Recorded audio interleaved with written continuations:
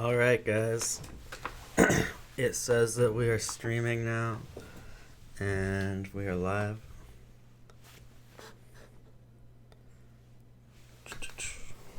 Are people hearing me okay?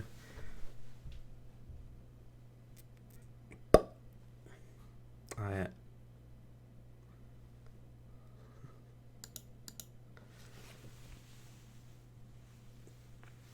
Alright, I think we're good. Awesome. Thank you, S90. Okay, guys. Hello, everyone. Welcome to Picking Bones. I am your host, Eric Jones, and today we're going to be talking about this book, The Secret Destiny of America by Manly Palmer Hall. This is a part of our ongoing series on the Masonic Foundation of America.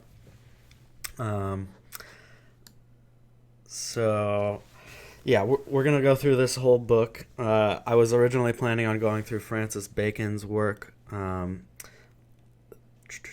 New Atlantis, next, but I thought that I had read through this, and I just thought this is a better place to start than The New Atlantis. The New Atlantis is going to be just like a deeply symbolic book that we're taking a look at. This is more straightforward and talking about kind of some of the stuff that led up to the founding of America and the founding itself.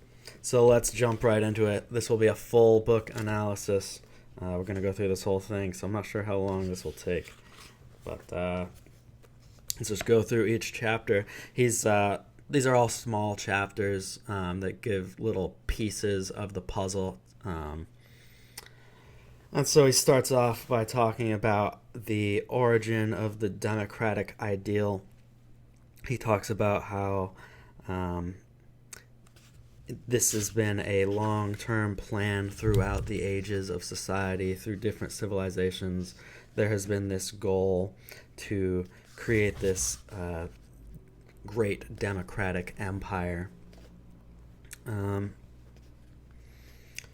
And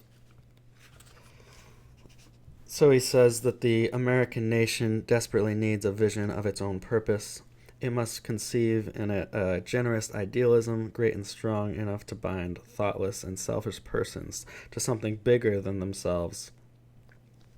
And he talks about how they're working on laying the foundations for this utopian society, a benevolent society in which everyone is working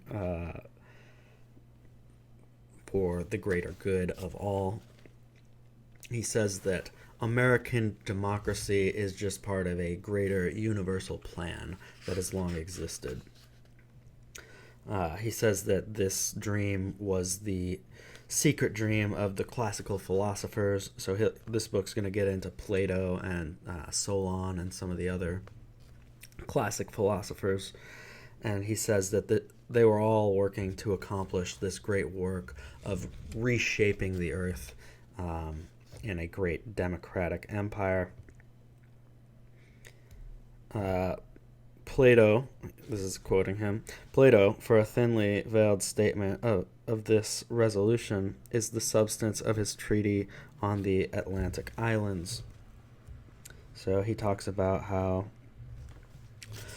Plato was working on this, and very clearly the secret societies and American founders really look to the Greek philosophers for the shaping of how America should look. Now he goes into a chapter. I'm going to skip some of these chapters because they're just totally worthless. So he goes into a chapter here on an Egyptian pharaoh named Akhenaten, and he says that he was a brilliant thinker, and that he was the world's first democrat is basically what he says in that chapter. Pretty worthless, doesn't apply to much of anything that we're doing. And so now he gets into westward ocean travel and to the earthly paradise. And he says, in the ancient days of all learning was regarded as sacred. Wisdom was entrusted to the keeping of priest philosophers. and they were permitted to communicate the choicest branches of sciences only to duly initiated pupils. So he talks about how many societies throughout history have always kept some knowledge veiled from the public. Professor James Breasted, who is a famous Egyptologist, said that the classic civilizations concealed most of their learning under legends, myth, and allegories, and these have long been mistakenly accepted as the literal belief of these peoples. What he's saying that most of these legends and stuff are actually just speaking of allegorically of this ancient plan and belief system of the philosophers of old. He talks about how it seems pretty clear that civilizations did make it to America long before we are told in conventional history. When I was in school, we grew up and they told us like Columbus, discovered America. And then when I got to college, they were a little more honest, and we talked about how the Vikings had made it to America first a little bit. But it seems plausible that other nations would have made it across the sea. He talks about how one of the Ptolemies of Egypt built a ship large enough to have an orchard of fruit trees on the deck, together with swimming pools and fountains stocked with live fish. I don't know the accuracy of that statement.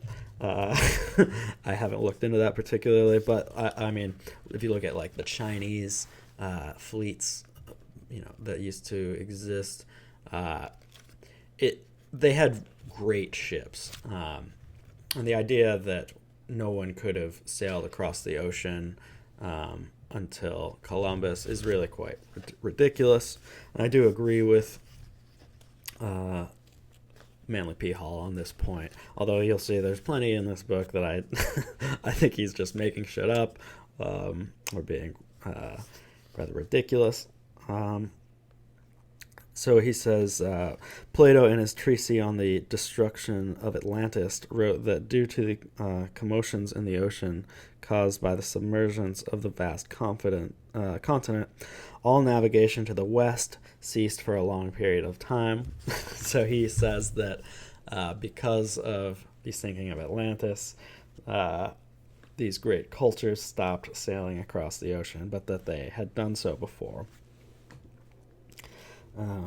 He says Greek mythology perpetuates the knowledge of a blessed land beyond the western boundaries of the ocean. In this blessed land dwelt the Hesperides. I'm not exactly sure that word. The beautiful daughters of the night. He speaks of various legends that seem to point out that different societies did know of a landmass to the west. He says that it was known to the Greeks that the golden fleece was in reality a parchment on which was written the secret of human immortality. Goes into different mythology. There's a lot of, if you look back at like alchemy and some of the ideas like the fountain of youth or the golden fleece, some of these ideas, they were all about obtaining immortality. That was a very popular idea back in the day, but there are deeper philosophical links to these stories as well. So this is interesting.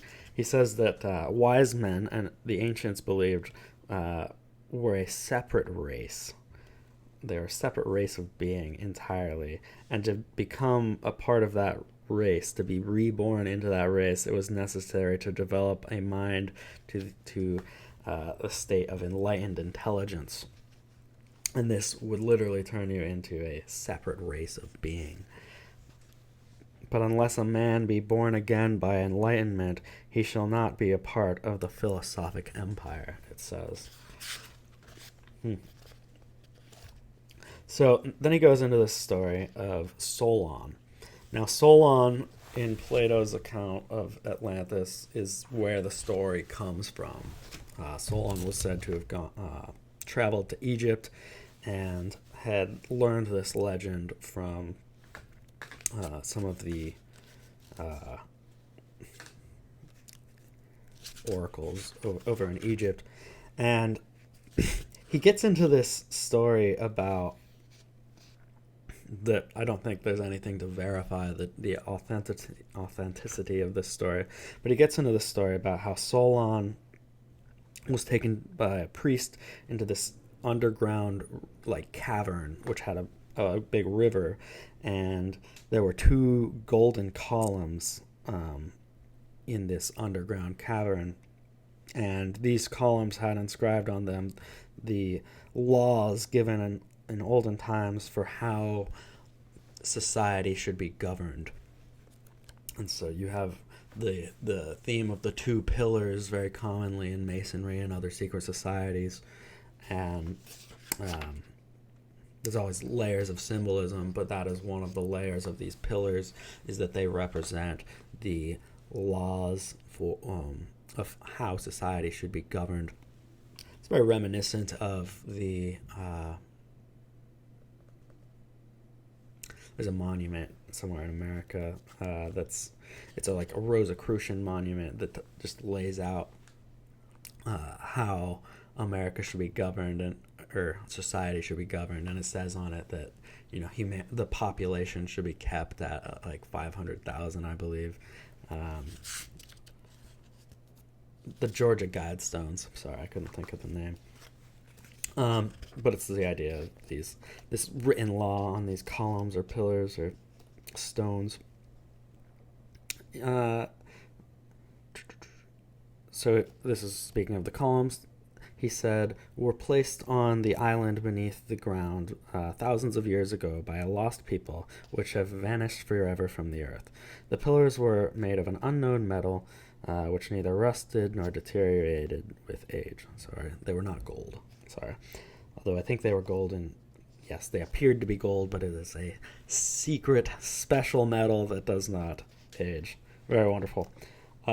So supposedly, going into like the story of Atlantis and what this law was, there were supposed to be all of these a group of kings, benevolent kings that ruled over the people. But eventually, these kings get hungry for power, and they stop following this law that's given down from the gods, and that's what kind of causes the fall of man and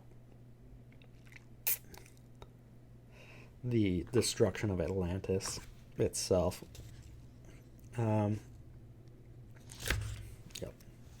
So, the destruction of Atlantis, as described by Plato in the Critias, can be interpreted as a political fable. Many people talk about Plato's Atlantis, modern scholars anyway, talk about Plato's Atlantis as being a purely allegorical story. Although, if you watch my talk with Jay, I mentioned like a quote. He starts off by saying in the story, like, Solon said this is true, people swear this is true, this is a true story, even though it sounds really weird. Like, and that's like one of the first things that comes up in the dialogue. So it's interesting that he specifically goes out of his way to assure you that this is a true story before he gets into it. Now, okay, so there's supposed to be 10 rulers of the Atlantic League, and they're supposed to be these great philosopher kings. They're supposed to be benevolent. It's written on the columns of law that the 10 kings of Atlantis should not take up arms against each other, and if anyone breaks the laws, the others are supposed to unite to keep the peace and maintain the global order. In all, things concerning the public good. They were supposed to deliberate together, so it's this kind of republic or democracy of kings. The king was descended of a divine race. That is, he belonged to the order of the illumined. For those who come to a state of wisdom then belong to the family of heroes, perfected human beings. So these were that separate race that we talked about. They have turned into something else, something greater. And this is a consistent theme in occultism, the idea of perfection of the self. We see this going back with John Dee. So the divine kings bound themselves into the common league, and we're supposed to all be obeying its laws, but yes, eventually they turn on that. Now Plato, in his works, like the Republic, speaks of how society should be run by philosopher kings. But yeah, Palmer Hall seems to be arguing that the Atlantean story was somewhat true, and that the rebuilding, their goal of these philosophers is to rebuild the true Atlantean empire.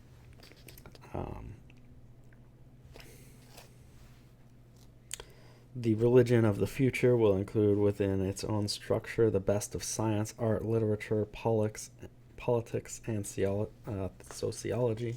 So he talks about how, they're going to build a society, and, along with that becomes this religion of the future. And this is something we certainly see as we study the Illuminati and Freemasonry and secret societies, is that they are working towards creating a one-world religion. Now he starts to get into the connection between secret societies and democracy. He says secret societies have had concealment and protection as the first purpose for their existence. The members of these orders were party to some special knowledge. They usually took part in certain rites and rituals available to non-members.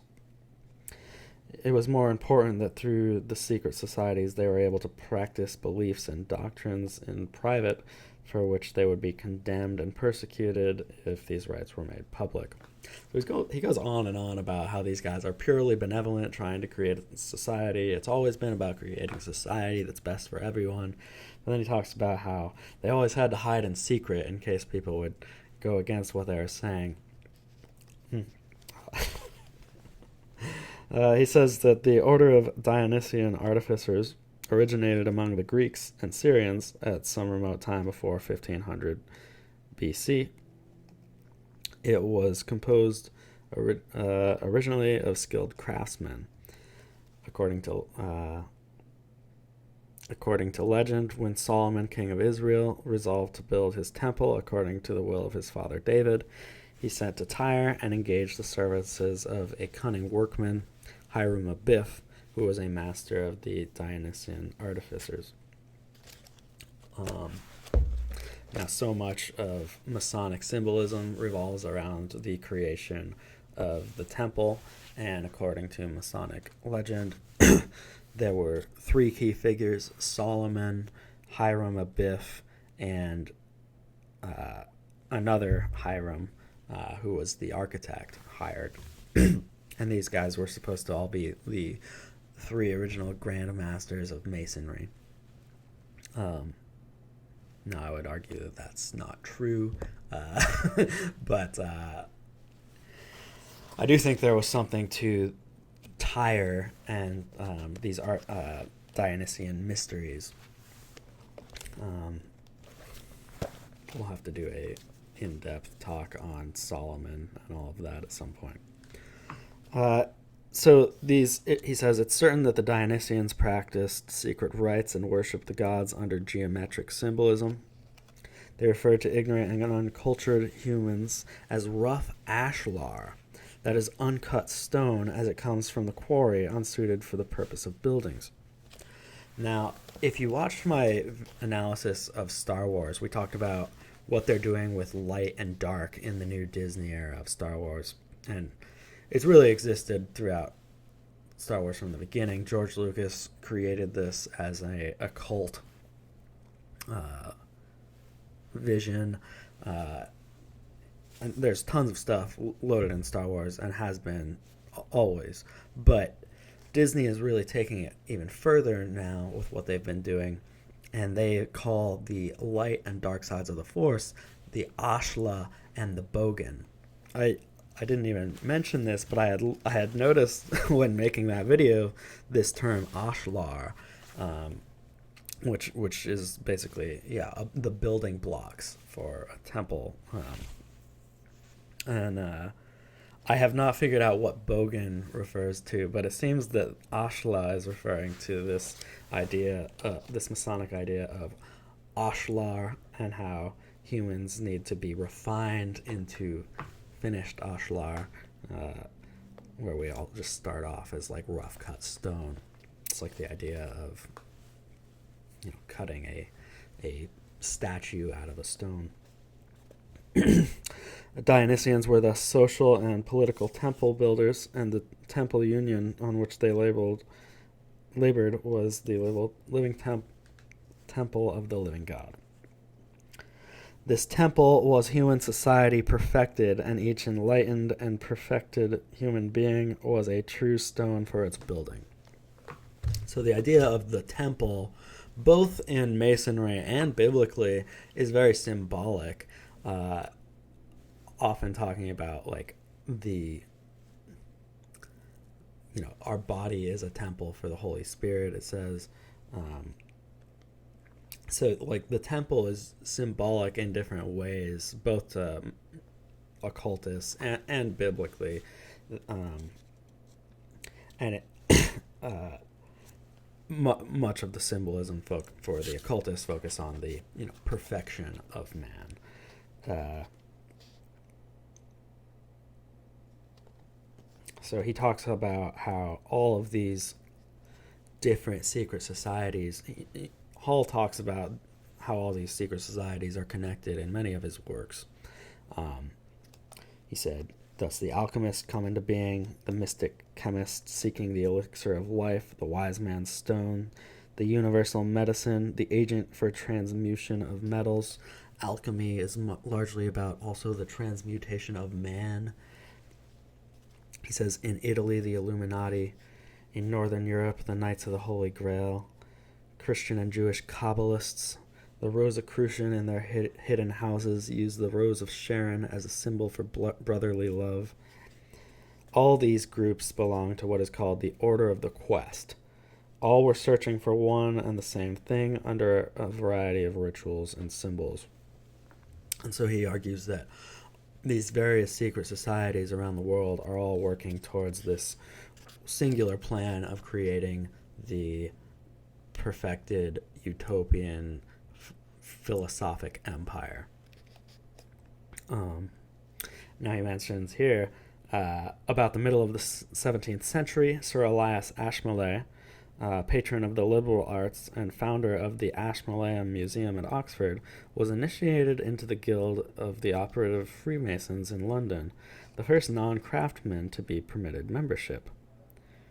From that time on, the entire patterns of the guilds was changed, and speculative masonry came to dominate the older form of the craft. So he says here that it was with Ashmole that masonry was transformed into what we more now know it as today, this speculative masonry, which is more symbolic. Now, we talked about Ashmole a little bit in our John Dee videos, and Ashmole is the guy who got a hold of John Dee's old work. He was very interested in this idea of communing with angels or spirits, and so he got a hold of John Dee's work, and Ashmole is said to be the one who created the Blue Lodge degrees of Freemasonry. So it all has this tie back to John Dee and this communion with entities. Now, this next chapter, he gets into Christopher Columbus. And Christopher Columbus is an odd figure, and I've come across some interesting information about, like, various maps he supposedly had. I believe he was supposed to have had a map from, like, Madoc. So going back to this idea that people knew of a land to the west already, Madoc is one of those legends. So there's a lot of weird stuff around Columbus. And he brings up this book called Christopher Columbus Was a Greek. And he says that the real name of Columbus was Prince Nicholas Ypsilantis.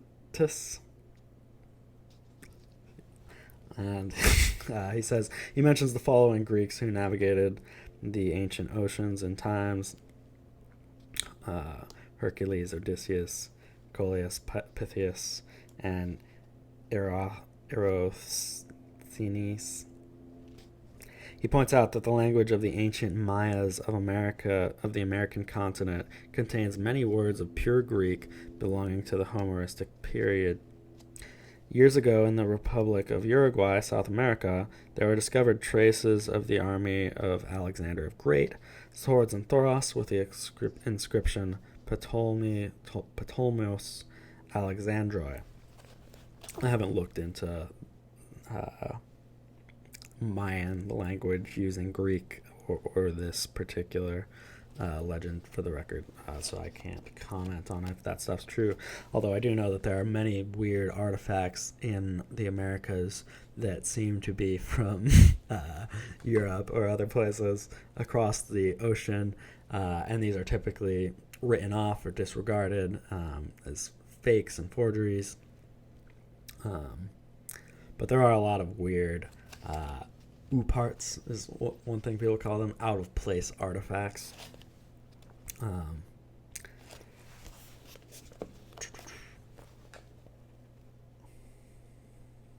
And he says, when even the Crusades failed to keep clear the roads of commerce, it became ever more desirable to discover a western passage to the Orient.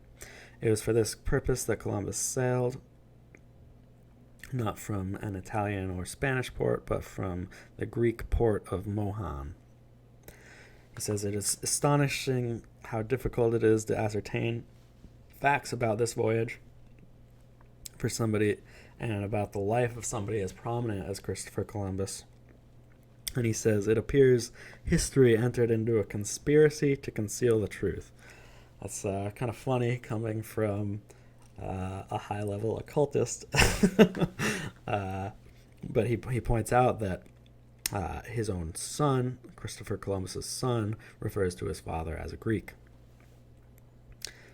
He says, in browsing among the old records, I have run across a dim figure involved in the life of Columbus, a strange man who seems to have served as the explorer in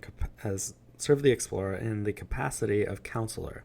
Nothing very tangible has yet come to light, but it is hinted that this mysterious person accompanied Columbus on his first voyage. We're going to go over a number of these figures in Hall's work, these mysterious figures who seem to show up and guide people in the construction of America.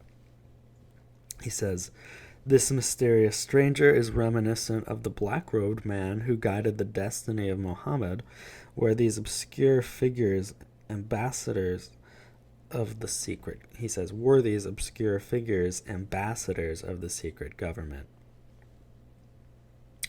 I don't know. Are they just made up, or did some of these figures actually exist? And if they did exist, who were they? What were they? We'll get more into that later. The signature of Columbus, composed of letters curiously arranged and combined with Kabbalistic designs. So he argues that Columbus was a part of this school of philosophers, the Order of the Quest. It's one of the things he likes to refer to all of these secret societies as they're all part of this grand order of the quest. The quest to reshape humanity. 200 years later, the celebrated Illuminist and Rosicrucian, the Count of St Germain, remarked to his close friend Prince Karl of Hesse-Kassel that he was the one who had assisted Nostradamus in the calculation of his remarkable predictions. The Count of St Germain is a ridiculous character. He's supposed to have been this like immortal guy who was involved in alchemy and all sorts of ridiculous stuff. He's a very weird figure. I haven't done a ton of study but Astonishing Legends is a pretty cool podcast I like to listen to get kind of overview of weird topics. They have a really nice in-depth series on the Count of St. Germain. If he actually existed, he was probably a part of these mystery schools, but I think that there's a lot of just totally unbelievable stories regarding that figure. But anyway, this chapter goes into Nostradamus. A few of these chapters will talk about these figures who make bold prophecies, and if you've done much study of Nostradamus, you know he's full of shit. His prophecies are propped up to be much more impressive than they actually are by some. But he says, it is evident, too, that he belonged to the order of the quest. Mystic, philosopher, astrologer, alchemist, and Kabbalist, Nostradamus was well versed in all the secret lore, disclosed only to those who have bound themselves to the oath of the Brotherhood. Now, I think what's going on with some of these figures, these prophets, is some of what they're laying out is just the plans of these secret societies. They're talking about what they're working on, so it's not him actually making a prediction from some mystical power of his ability to see the future. It's just him talking about what they're going to do.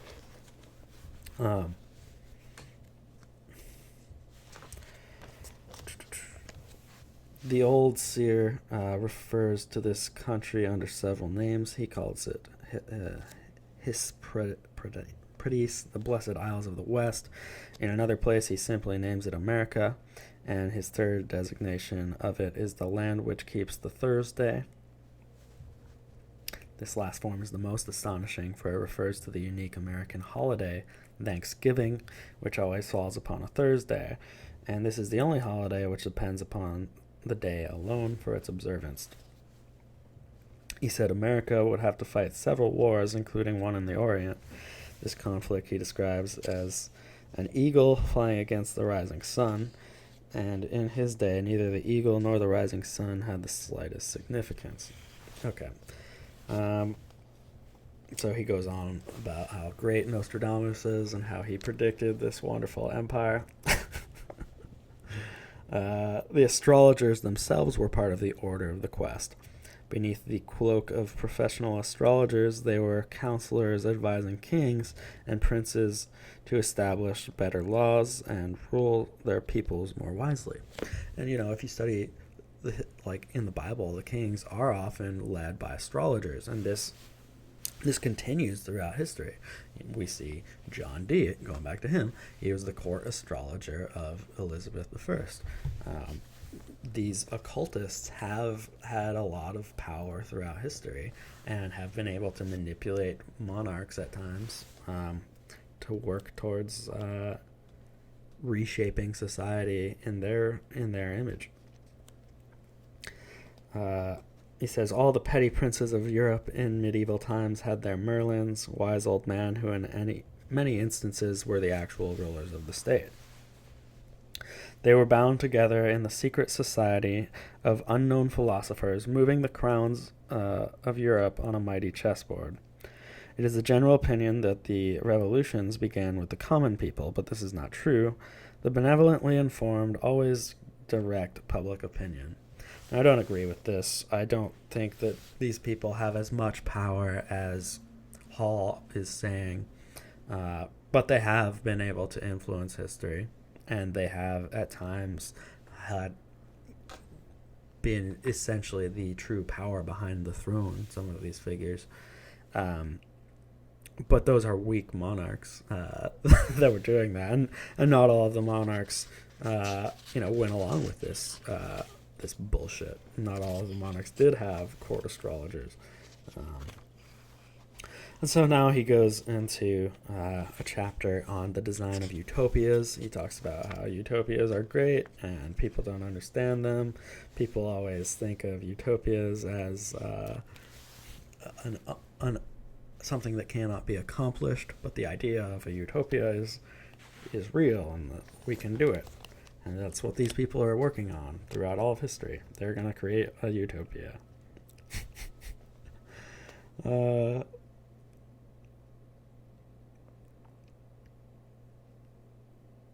He mentions now some of these guys that were writing of utopia were actually Rosicrucians.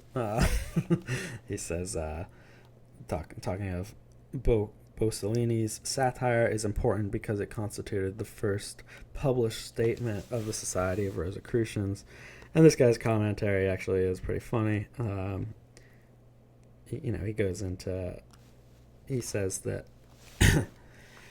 Apollo, the god of light and truth, is dismayed by the increasing number of suicides occurring among men, so he appoints a committee composed of the wisest philosophers of all time to examine the state of the human race. Nearly every evil of modern government is included, ranging from protective tariffs to usury and private debt. But their conclusion is that they're not able to fix most of these issues, and that the best that they can do is regulate the price of cabbages. I do think that's a pretty funny commentary on the corruption of government and its failure. But these are some of these are just pushing towards this Rosicrucian utopian idea.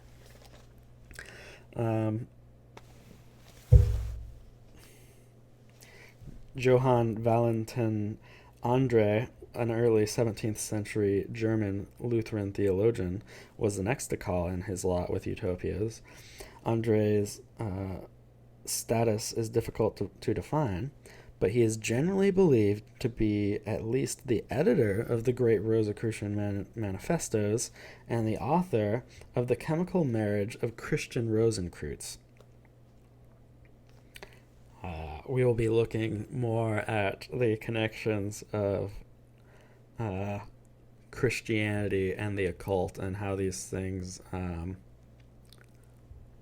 relate to each other in the various ways in which these Christianity and occult have stood against each other, or sometimes been certain groups of Christians have been manipulated by Christians.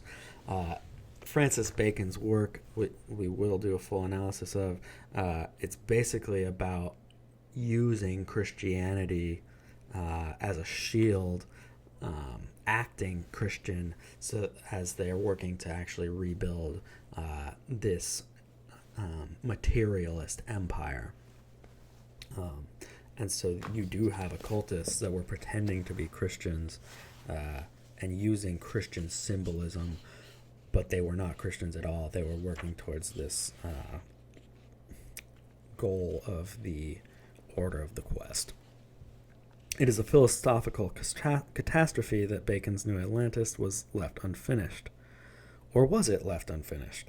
Rumor has it that this book was actually completed, but never published in full form because it told too much. The final sections of Bacon's fable are said to have revealed the entire pattern that secret societies, which had been working for thousands of years to achieve the ideal commonwealth in the political world. So then he continues to speak of secret societies and what their goals are in the next chapter. He says, speaking of Bacon's New Atlantis, you see... you see on the title page a curious design. It shows the figure of an ancient creature representing time, drawing a female figure from a dark cavern. The meaning of this is obvious. Through time, the hidden truth shall be revealed. This figure is one of the most famous and of the seals or symbols of the Order of the Quest. This idea of the cave, of man coming towards the light and exiting the cave and becoming enlightened. It's a classic occultist theme. Now, he gets into Francis Bacon's New Atlantis in this chapter a bit. The men basically end up at this island that has this place called Salomon's House, or the College of the 6 Days of Work. And it says, the College of the 6 Days of Work, of course, is a thinly veiled reference to perfection of nature through art. And this is also one of the names of the Order of the Quest, this College of the 6 Days of Work. It is known among the secret societies of Europe that the second part of the New Atlantis exists. It includes a description of the great room in Solomon's house, wherein are displayed the crests and coats of arms and governors of the philosophic empire. It may be for this reason that the writings were suppressed. It would give away too much of the various groups and individuals that were connected, so they couldn't make the second half of the work public. The title page of Bacon's masterpiece, Novum Organum, features a small sailing ship between two columns. These two columns are the Pillars of Hercules, the Strait of Gibraltar, and the little ship represents science, he says.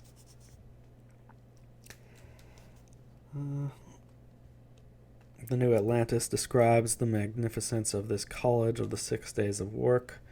One of the wise men makes the following statement in a prayer.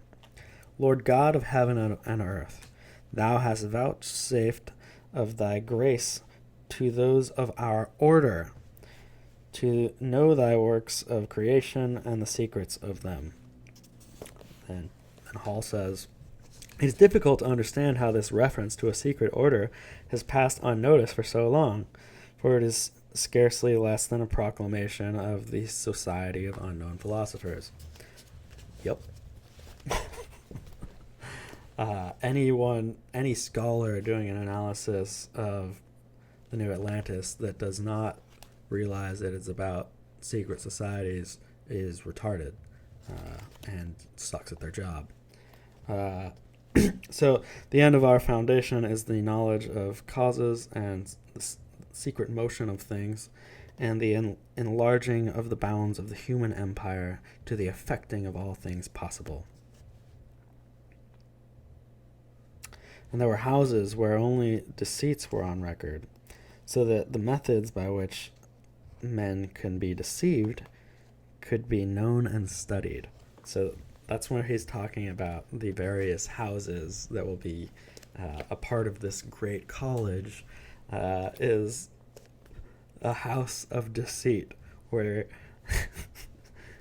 by which men can be deceived and could be made known and studied. It's really interesting. Why do they want to know how to deceive people? Why is that so important?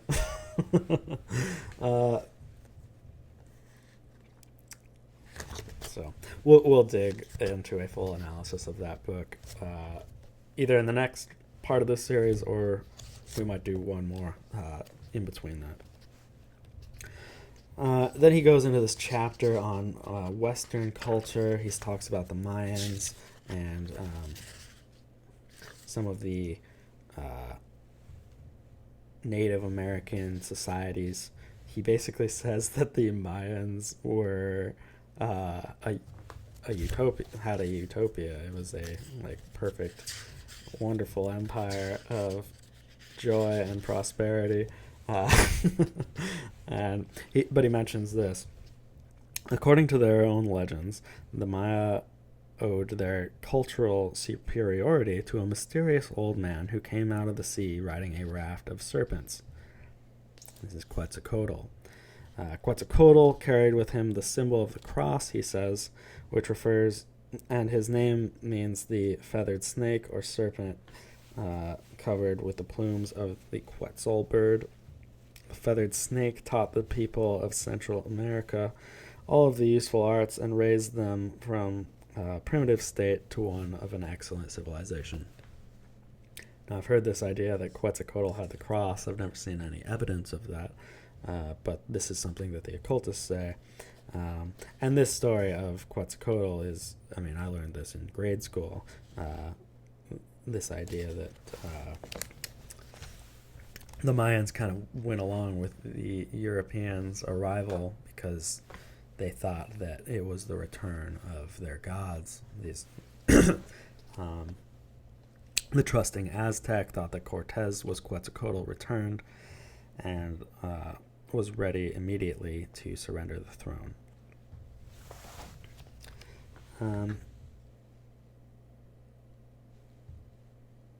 So yeah, now he gets into this idea of Maya being wonderful. He says the Mayans were not a warlike people, and there is no support for the popular belief that they were by nature cruel or barbaric. On the altars of their gods, they offered only flowers and fruit. And it was not until the decline of the empire and its domination by less advanced tribes that human sacrifice was practiced, and only then on the rarest of occasions. That seems to contradict everything I ever learned about these societies. But, okay, so he paints this as a wonderful utopia, and he also talks about, this is legitimate. He says the first League of Nations was created amongst the Great Lakes, Indians, and Americans of the Northeast. First 5 tribes and later 7 combined under the leadership of the brilliant Indian leader, Great Rabbit. And that is really interesting. There was this confederacy of native tribes in North America, and that did seem to influence the structure of how America would look. Now, this next chapter gets on to Bacon's secret society being set up in America. The explorers, led on by legends of hoards of gold and silver and palaces encrusted with jewels, formed expeditions often financed from their own purses, but sometimes subsidized by the state.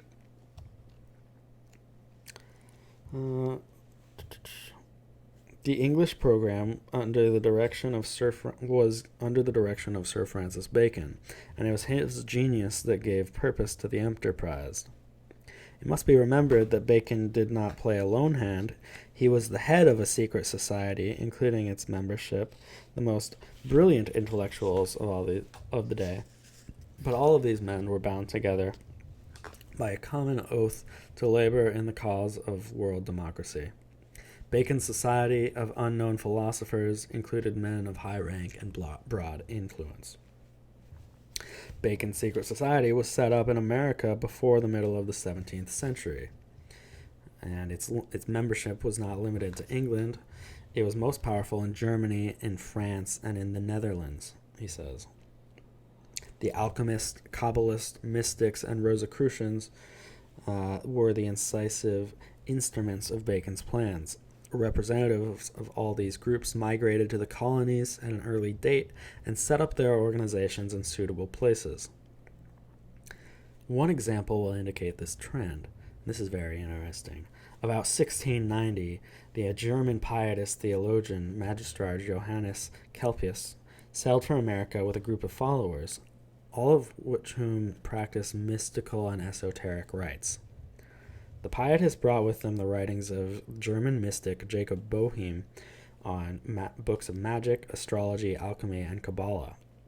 Their principal text was called an ABC book for young students studying in the College of the Holy Ghost. The pietists brought the Order of the Mustard Seed and the Order of the Wilderness to the New World. Now, Jacob Boehme is the man who created Christian theosophy, which would later turn into, more commonly Blavatskyan theosophy, but there was earlier this Christian theosophy, which involved direct connection with God, which is a common theme in occultism, is this claim to have direct connection with gods and spirits. Yes. So that's one example of these false Christians that were actually working on spreading occultism in secret.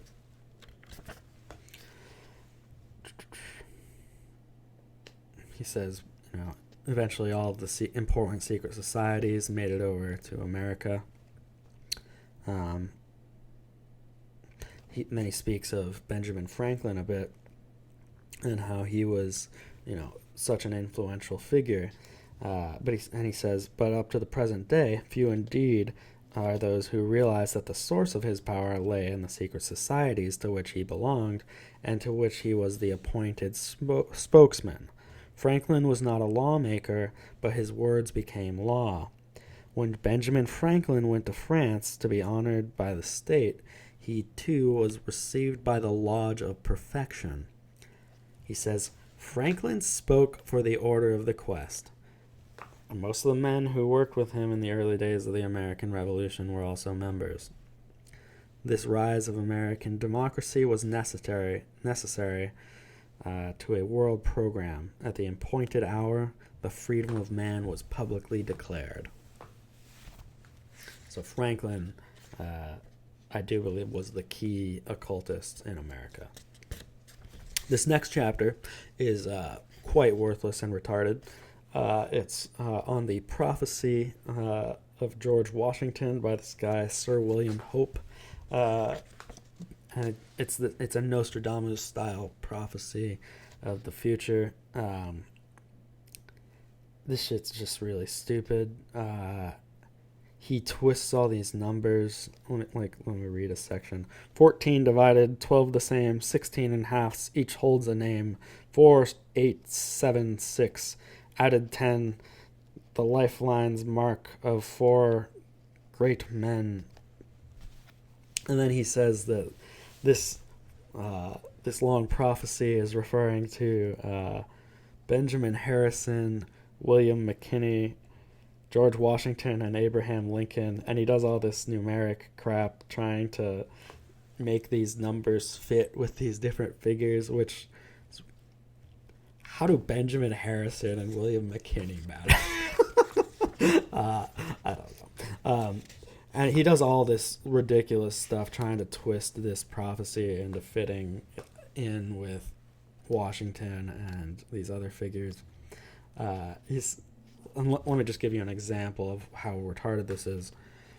While the verses accurately describe President McKinley, this is the only instance in which the numbers do not appear to fit his name. Research, however, indicates that the original form of the family name would permit it to be divided thus: Will-Mick space Kinley, which means Will, the son of Kinley. In this form, each of the combinations would contain 6 letters, 4 sixes, or 24, agrees with President McKinley being the 24th man to hold the presidential office. And twice 4 sixes, or 48, was the age of McKinley. So he does all this stretching of all these numbers to try to fit with various people and make this sound like it's some grand prophecy. It's just bullshit, but much of this work seems to be dedicated to making, the work of these secret societies sound much more wonderful and grandiose and directed by God, which it's not. It might be directed by something. It might be directed by like Satan and his angels. That's believable, but it's certainly not God. And this next chapter, he gets into another ridiculous, unbelievable story. Although, if it's true, we'll get into it. So, the unknown man who designed the American flag. He says, Robert Allen Campbell in 1890 published a little book called Our Flag, or The Evolution of the Stripes and Stars. And this book, which doesn't seem to provide any references or evidence for the things it's saying, goes into this story about this character known only as the Professor. But Hall first tries to justify and legitimize this book. He says, according to the rules laid down by Sir Francis Bacon for works published under the authority of the secret Society of Unknown Philosophers, each book must be marked in some peculiar way, easily recognizable by the informed, but not conspicuous to those who are not party to the plan. All of the older writings are so marked, either with ciphers, curious headpieces, vignettes, colophons, designs, symbols, figures, or signatures. It is possible that the book Our Flag carries such a signature, where it ends with this quotation: out of monuments, names, words, proverbs, private records, and evidences, fragments of stories, passages in books, and the likes, we save and recover somewhat from the deluge of time. Bacon. It's a Francis Bacon quote. And so he's suggesting that this quote is a secret coded reference for occultists to recognize that this is one of their books and it is legitimate. And so, anyway, this book gets into this story that says that basically Benjamin Franklin and some of the men came together to discuss the flag, and the house that he was staying in already had this guest, this strange house guest, who was known only as the Professor. And Dr. Benjamin Franklin was put into a room with this figure. It says he was beyond 70 years of age, but apparently in the prime of his life. He ate no flesh, fish, nor fowl, or any green things, and drank no liquor, wine, or ale. His diet consisted of cereals, well-ripened fruits, nuts, tea, and such things as honey and sweets, as honey and molasses. Very interesting. Okay, so some vegan shows up to direct the future of America. He says that when Benjamin Franklin was presented, he stepped forward and extended a hand, which the professor heartily accepted. As their eyes met, there was an instantaneous, a very apparent, and mutually gratified recognition. So he suggests that the professor and Franklin already knew each other.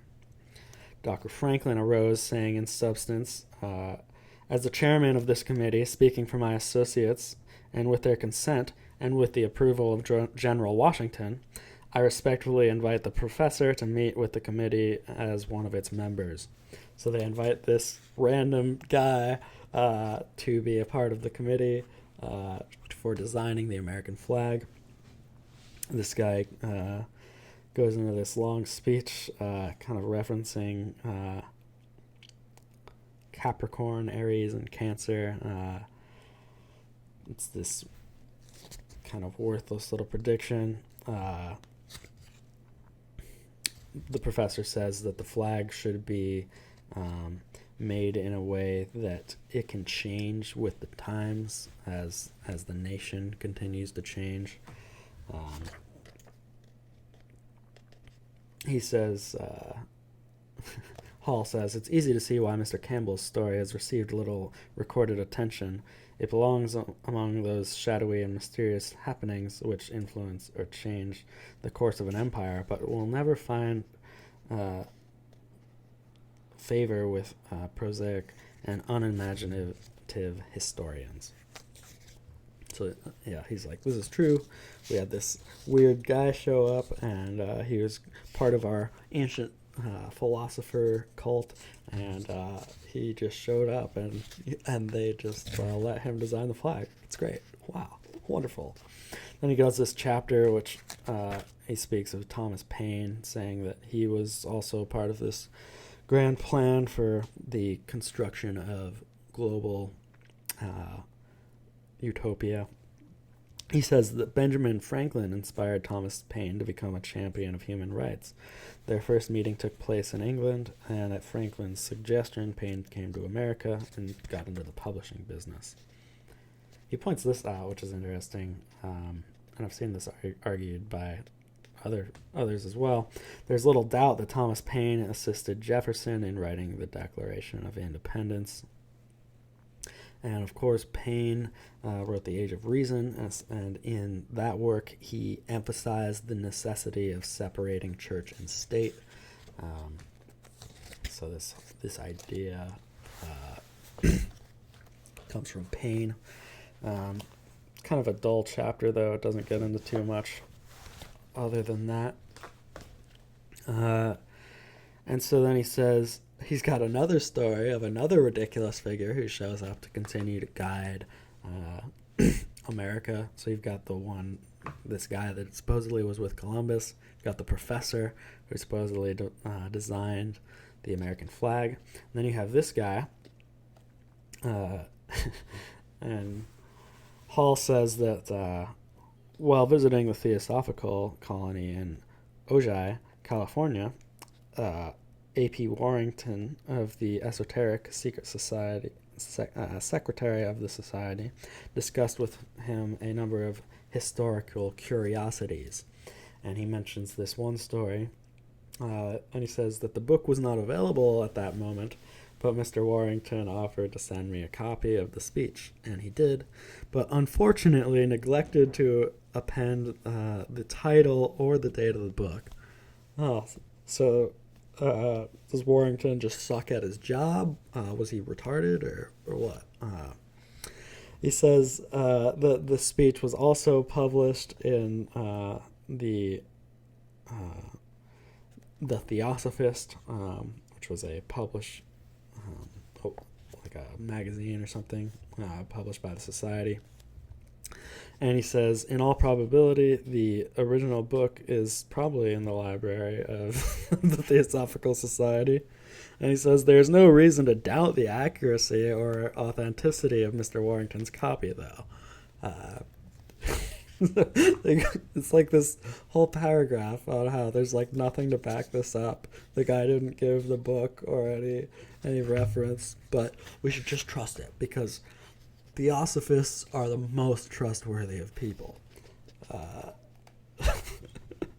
So here's the story about this man who inspired the American founders to sign the Declaration of Independence. And supposedly the story was told by Jefferson. According to this story, it was late in the afternoon that the delegates gathered their courage to take this stand against England. And suddenly this strong voice sounds out and says, "Gibbet! They may stretch our necks on all the gibbets in the land. They may turn every rock into a scaffold, every tree into a gallows, every home into a grave, yet the words of that parchment can never die." He says that they should all be willing to die for this fight for true freedom. And it's this rather long speech. I'm not going to read it all. But he eventually says, "Father, the one world is baptized in blood. Father, look with one glance of thine eternal eye. And behold evermore that terrible sight, man trodden beneath the oppressor's feet, nations lost in blood, murder, and superstition walking hand in hand over the graves of the victims, and not a single voice of hope to man. The voice of God speaks from an awful out of the awful cloud.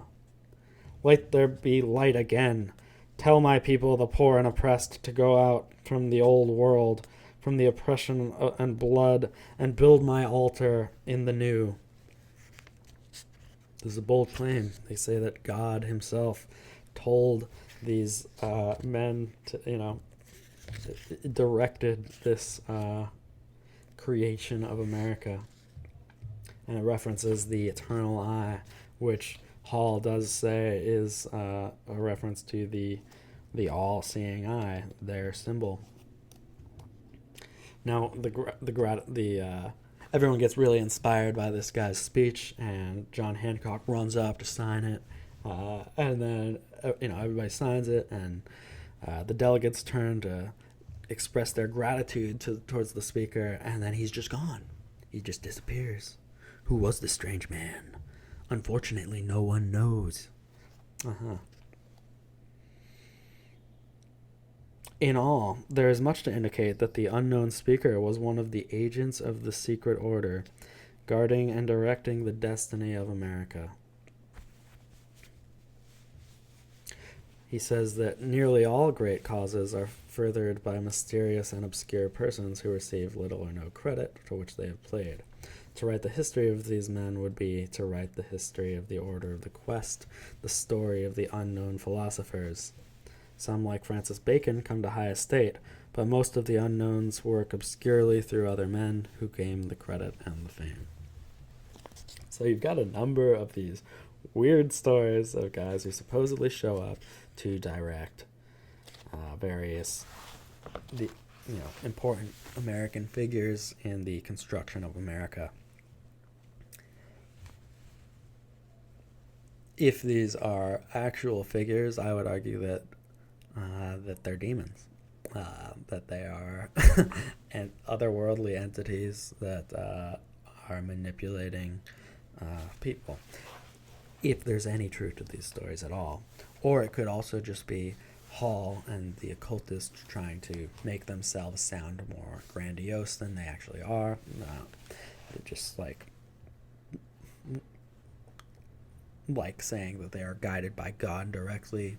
He's just trying to argue that they are the true heroes of history, and there's something greater behind them. This next chapter, he gets into some of the symbolism behind the Great Seal of America. He says most of the designs originally had submitted that the phoenix bird should be the central motif for the Great Seal. And indeed, if you look at the old drawings of the Great Seal, it does seem to be a phoenix. Hopefully you can see that. Down at the bottom, you can see the eagle on one side, but the older drawing of the phoenix on the other. He says that the phoenix is generally regarded as representing immortality and resurrection, but the phoenix is also a sign of the secret orders of the ancient world and the initiates of these orders. For it was common to refer to one who had been accepted into these temples as twice born or reborn. Wisdom confers a new life, and those who are wise become born again. So it is a symbol that represents this transfiguration of man into a perfected being. The phoenix symbol is important in another way as an emblem among nearly all civilized nations of royalty, power, superiority, and immortality. He says, he just goes on more about the phoenix. Then he talks about some of the other symbols. He says, but it is the design on the obverse side of the seal that is stamped with the signature of the order of the quest. The design on the reverse is even more definitely related to the old mysteries. Here, is represented the Great Pyramid of Giza, composed of 13 rows of masonry and showing 72 stones. The pyramid is without capstone, and above its upper platform floats a triangle containing the all-seeing eye surrounded by rays of light. Now, the 72 stones is interesting. If you look at like the dollar bill now, there's no way that you can count up to the stones being 72. Now, he's arguing that that was the original design, that it is supposed to be 72. That's a weird number. I've talked about it a little bit in another video. You can check that out if you want. I don't know what to make of that number. I think there's something going on with it. It's definitely important to the occultists. It shows up in a lot of world religions. It's a very weird number. But moving on. The Pyramid of Giza was believed by the ancient Egyptians to be the shrine tomb of the god Hermes, or Thoth, the perfection, the person of universal wisdom. And then he says, I guess we're going to get more into the 72. Yeah, he says 72 stones are the 72 arrangements of the Tetragrammaton, or the four-lettered name of God in Hebrew. And so in Kabbalah, you do have this 72 names of God. You have 72 supposed followers of Confucius. I don't know. It shows up in so many things. It's a very weird number. And it seems there's a book called Hamlet's Mill, which gets into 72, and they are arguing that it's reference to the precession of the equinoxes, how there's like a slight change of like 1 degree. I can't remember exactly how it works, but yeah, it's a weird thing. We'll study that more. It's something that's perplexed me for a while, what's going on with that number. But anyway, the pyramid is the unfinished, the universal house, and above it, its unfinished apex is the radiant emblem of the great architect of the universe. I guess that's the problem with doing live. I can't help the trains, so I apologize for that. So there's the legend.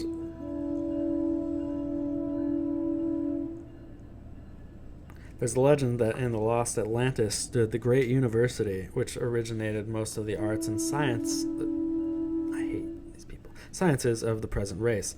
The university was in the form of an immense pyramid with many galleries and corridors, and on top was the observatory for the study of the stars.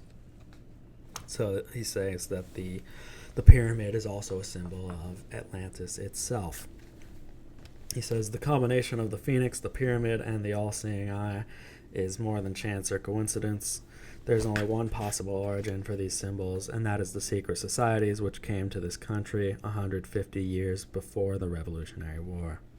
There can be no question that the Great Seal was directly inspired by these orders of the human quest, and that it set forth the purpose for this nation, as that purpose was known to the Founding Fathers. Yes, these are all very clearly occult symbols, and it's like every time I pick up a dollar bill, I can't help but be reminded of the Luciferian cults that created this country. Like, it's a constant reminder that we are governed by evil. It's not some wonderful quest as he makes it out to be. These people want control. They want to reshape things to their will. They've killed people to do it. They slaughtered numerous monarchs. They've sparked revolutions and tried to guide the revolutions. So many people have died in war for the goals of these evil men. Anyway, a couple more chapters here. There's another ridiculous prophecy that kind of happens, and this comes from General McClellan, where he hears a voice that says, "General McClellan, you have been betrayed, and had God not willed otherwise, ere the sun of tomorrow had set, the Confederate flag would have waved above the Capitol and your own grave. But note what you see. Your time is short."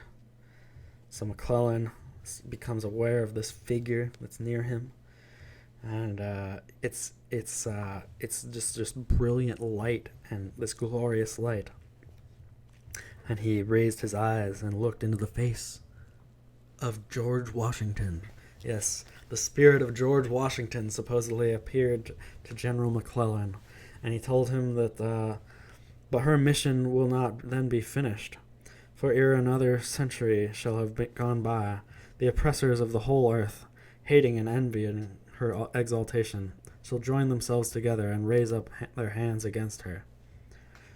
Thenceforth shall the republic go on, increasing in power and goodness, until her borders shall end only in the remotest corners of the earth, and the whole earth shall be beneath her shadowing wing, and become a universal republic.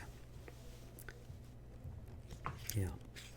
So that one in particular makes me think of the verse that, warns us, beware that, Satan can take the form of an angel of light. And so this is this story was published in a newspaper while McClellan was still alive, and Hall kind of points out, like, if he felt this story was bogus, like, he would have demanded a retraction from the paper. He would have been like, I didn't say that, like, but that didn't happen. And so he says that this story came from McClellan himself. So if that actually happened, what was the entity that was talking to McClellan? What? It's certainly not God that wants this satanic empire to be built.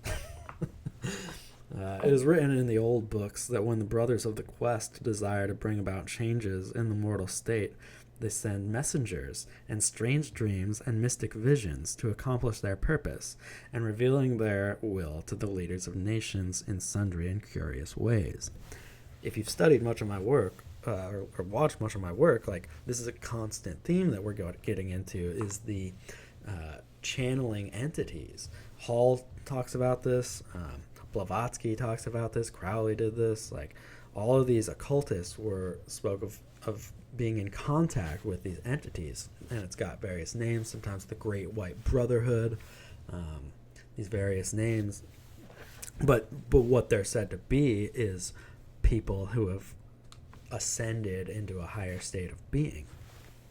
And so he says it right here. Yeah, the brothers of the quest desire to bring about changes in the mortal state. They send messengers and strange dreams and mystic visions. He's saying that they have these supernatural powers to do this.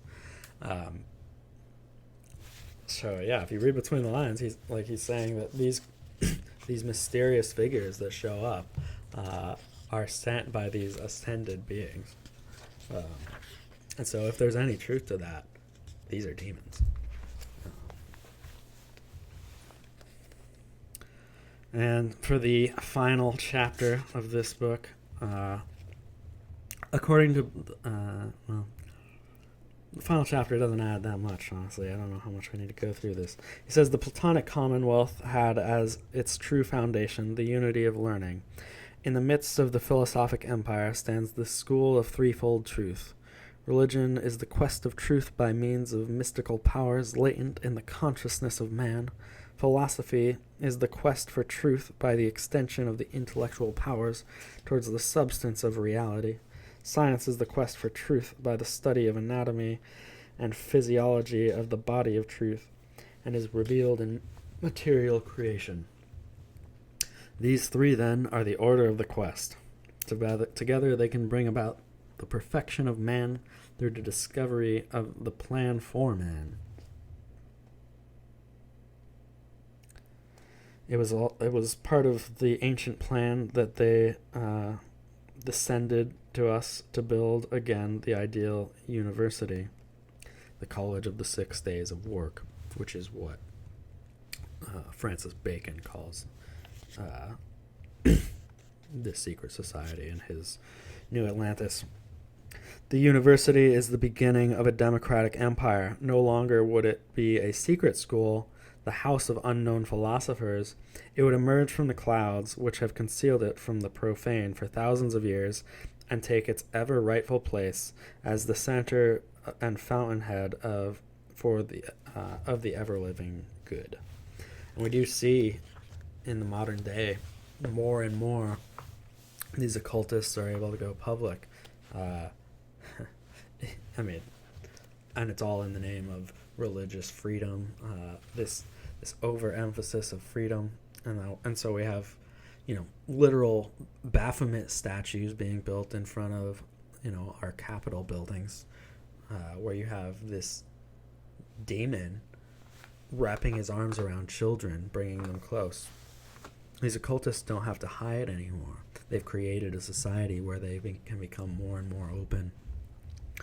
And they're working to convert us to their belief system of philosophy and of religion, and how the world works and how the supernatural works.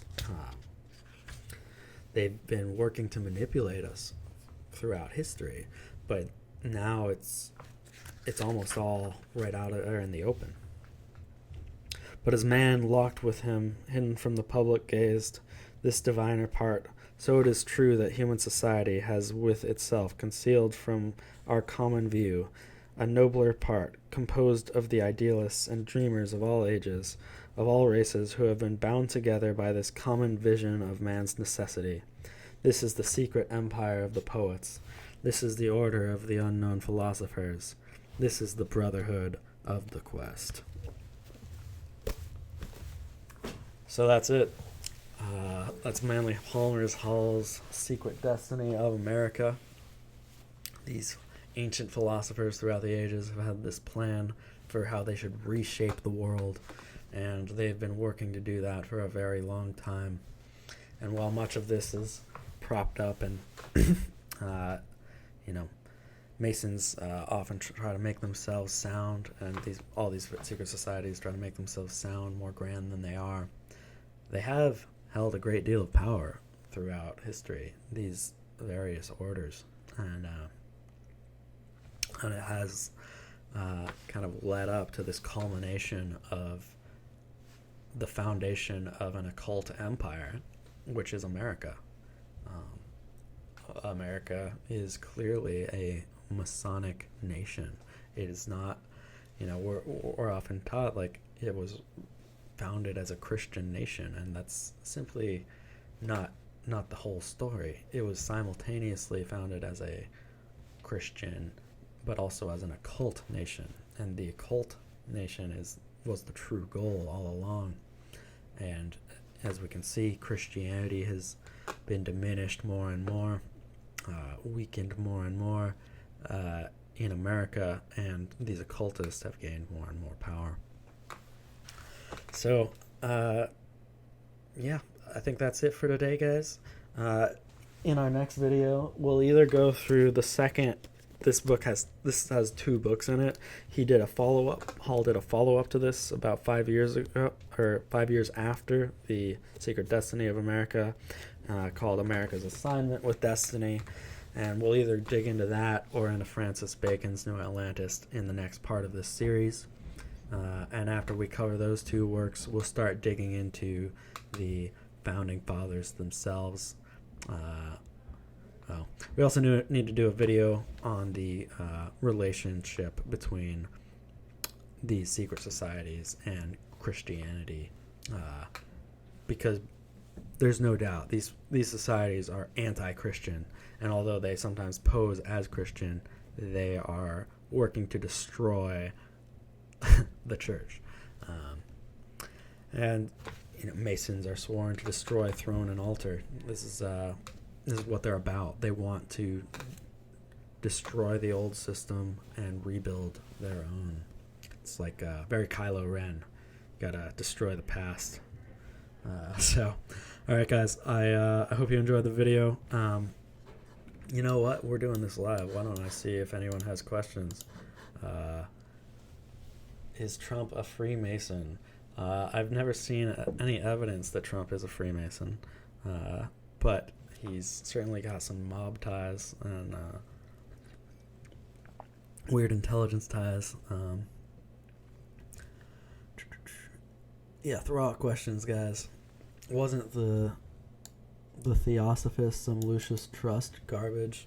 There might be a link between those, the Lucius Trust and the publication, the Theosophist.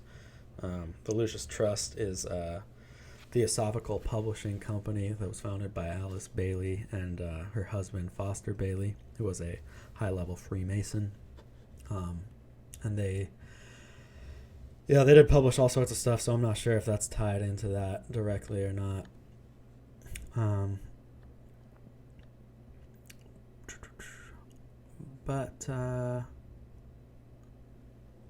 Yes, S90. Jacob Boehm was before Blavatsky, and that influenced her branch of theosophy.